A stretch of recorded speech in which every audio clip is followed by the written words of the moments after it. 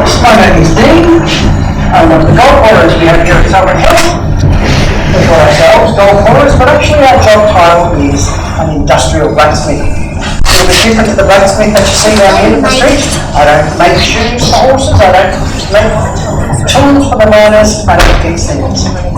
I do an equally impressive job, and that is to purify poor gold. And the reason we purify poor gold here is to make it more valuable for the mining company that we work for.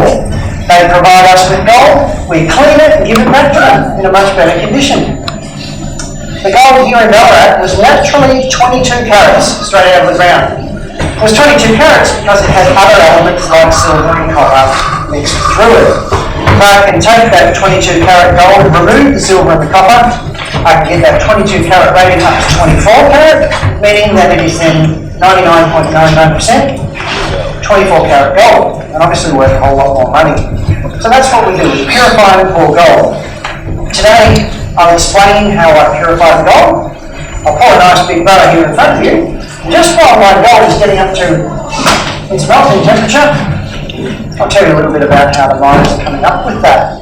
And to do that, we need to go all the way back to 1851. Gold has just been discovered here in Ballarat, middle of winter. Word is quickly spread across the world, people are coming from everywhere with the intention of enriching their own lives.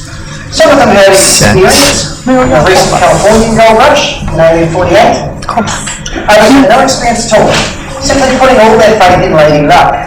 And we know of three distinctly different methods that the miners used to come up with their gold. When they first got here, they used a simple process called shallow alluvial mining. Shallow meaning on the surface, alluvial meaning washed or borne by water.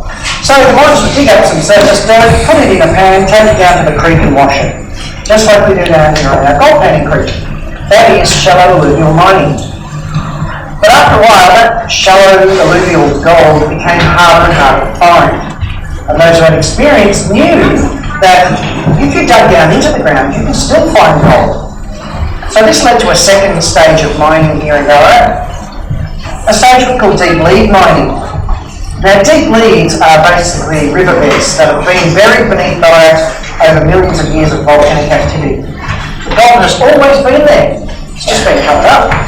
So the miners dig down 30 or so feet until they hit the riverbeds and basically collect as much gold as they can find. Some of them had so much gold in them they were referred to as walking into a jewellery shop.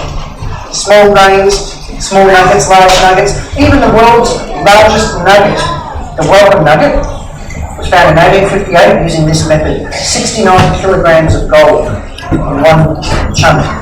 Since become the second largest nugget of all time and now doesn't exist. But all that happened before my job was created. My job came about after about 1858, 7 years into the mining rush here. Big mining companies are coming to Ballarat. They've identified Ballarat as the richest goldfields known. Rich in both quality of gold and quantity as well. So the mining companies are building themselves a pocket head over their mine entrance, a battery house like the one that operates next door, and one of these. This is the smelting house. And this room is the final stage of gold production here in Ballarat. These mining companies are sending hundreds of paid, contracted men underground 24 hours a day. They're using steam power and heavy equipment. But you might be surprised to find out that they're not actually looking for gold. Well, not directly anyway. They're looking for this. This is quartz. Because they're quartz mining companies. Inside this rock, there are fine veins of gold. This is known as a natural gold-bearing ore. So the mining companies are looking for a particular quartz reef. Not all quartz contains gold, just the quartz reef that has carbon indicator lines through it. Unfortunately, it's about 300 feet down. So they dig down until they find it, drill into it, fill it with explosive powder and blast it to bits underground.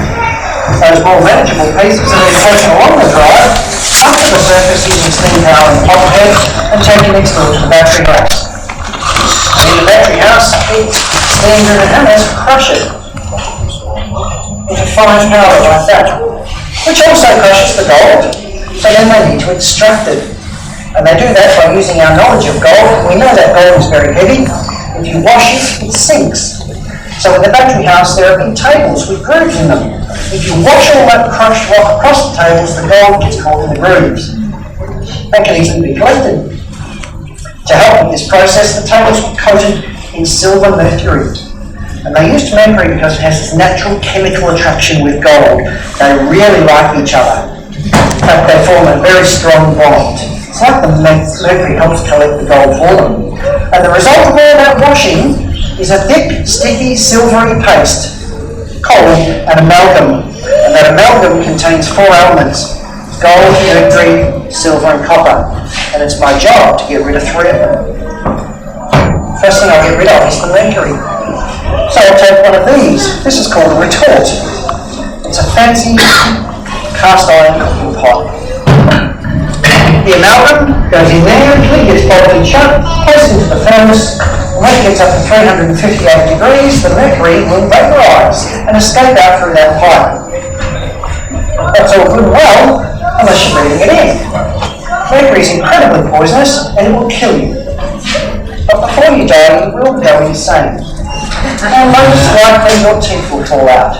Until one of the blacksmiths in the 1850s discovered if you put that pipe in a bucket of cold water, the gas hits the cold water, condenses, forms back into little droplets of mercury at the bottom of the bucket. Nobody's breathing it in, and the mercury can be reused. So that little discovery saved lives, and also saved money. It meant that a blacksmith like me could live for a couple more years before we still died with mercury poisoning. After I've removed the mercury, I need to then get rid of the silver and the copper. Well, to do that, I need one of these. This is a crucible. It's made from clay and graphite, and I can use that over and over, heating it up to over 2,000 degrees. This one is from the 1850s. It's made from clay, just single use only. The gold, the silver and the copper into the crucible, a little bit of powdered borax on top, which acts as a flux, into the furnace, and when it gets up to 1,064 degrees, the gold will melt, because that's its melting temperature, 1,064 degrees. By that time, the silver has already melted, and the copper has already melted, and with gold being the heaviest thing in the crucible, it sinks to the bottom. The silver and the copper, being a little bit lighter, rise up through the gold, stick to that powdered borax, and it creates a crust on the top. The crust is the silver and the copper. So when the gold is poured from the crucible, it pours out, the crust floats to the back and stays inside the crucible.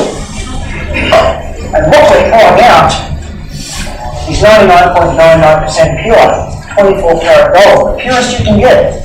And if that's the end result, then I've done my job.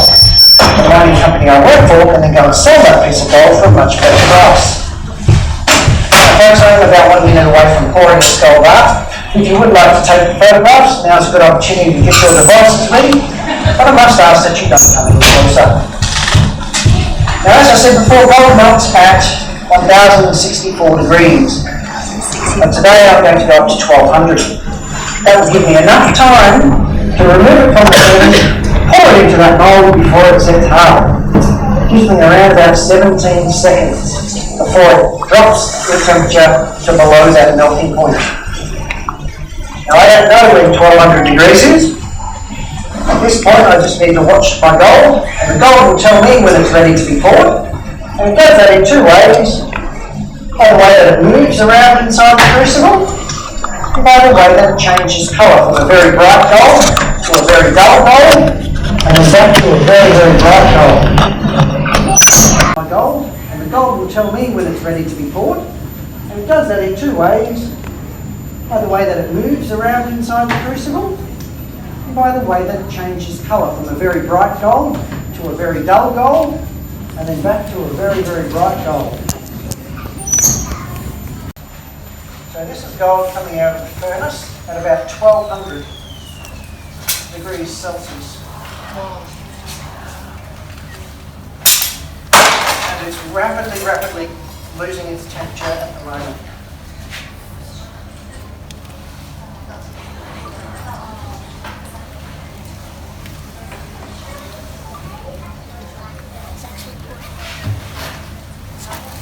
Now at the moment, that gold is transferred transferring as much of its heat away from itself into that mould, rapidly cooling down. Gold's known as a superconductor. Very, very good at conducting electricity, very, very good at transferring heat. And already it's transferred enough of its heat that it's gone from being a liquid to being a solid in just that short amount of time. If you're wondering where the heat is, there it is in there, in the base of that mould. Absolutely solid, below 1064 degrees. Sitting now at about 900 degrees. How hot is 900? About that hot. Hot enough to set my stick of wood on fire instantly. Do the same thing to your fingers. Try and come and pick it up. In fact, you wouldn't be able to. It would be impossible to pick that up. It would simply melt straight through your hand. An amazing thing about this metal is the fact that it doesn't radiate heat very well. It doesn't give off heat. So I can barely feel any heat coming from that. In fact, I could put the tip of my nose to within 1 millimetre of that and not get burned. Yet it's sitting at 900 degrees and does that to anything that touches it. 1000 degrees still comes from that crucible, which is uncomfortably hot. This gold bar has no reason to lose its heat anymore. So it will sit there like that for the next 4 hours, 3 or 4 hours before it's cool enough to be picked up. I'm guessing you're all here to see the lights tonight. We can't wait that long. So I need to give this gold bar another reason to lose its heat. And that is by giving it a cool bath with some water. Because I know cold water cools things down. And to demonstrate again how quickly gold loses its heat, I will pick this up with my bare hands in less than 30 seconds from now.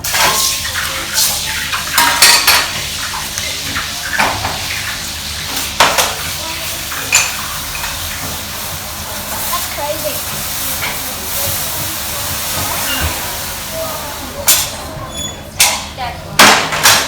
That's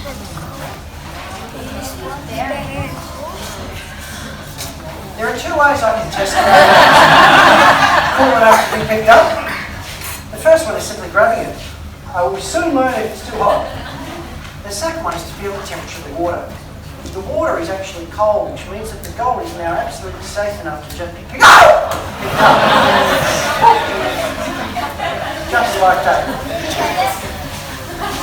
What I have here is 3 kilograms, 99.99% pure 24 karat gold.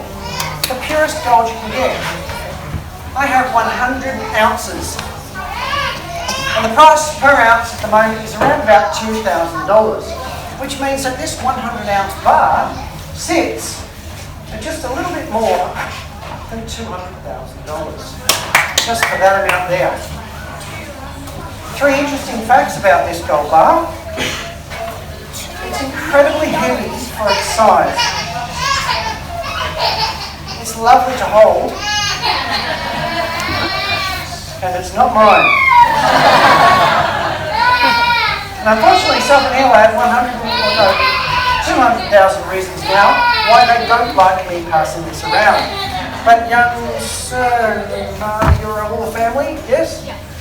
Come forward, young sir there. Now I'm going to ask you a really important question. Are you a fast runner? Try again. Are you a fast runner? No, that's the right answer. Here, hold on to that. Spin around to your big sister, just in case you are. And if the siblings want to come out and have a hold as well, we'll get a photo. What happens to this gold bar now in the 1850s? It gets stamped with the company logo, stamped with its weight, tested for purity, and then goes down to Melbourne under escort by the Redcoat soldiers, who you may have seen fire their guns earlier on. This little gold bar stays here in Ballarat, and what you've seen happen to it happens every day of the year, bar Christmas, 10 times a day, and over the last 24 or so years, that's had about 90,000 or so melts for this little gold bar here. So it's quite pure, this one. The People often ask, do you lose any of it? Well, sometimes when you're pouring, a red hot spark jumps into the sand, and that is red hot gold. At the end of the week, we pick up all of this sand, do stage 1 mining, pan it, and get it all back. The other day we canned it and got about 8 grams out of the sand, which is $400 or so. Ladies and gentlemen, I'll open up the double doors. Feel free to come out this way.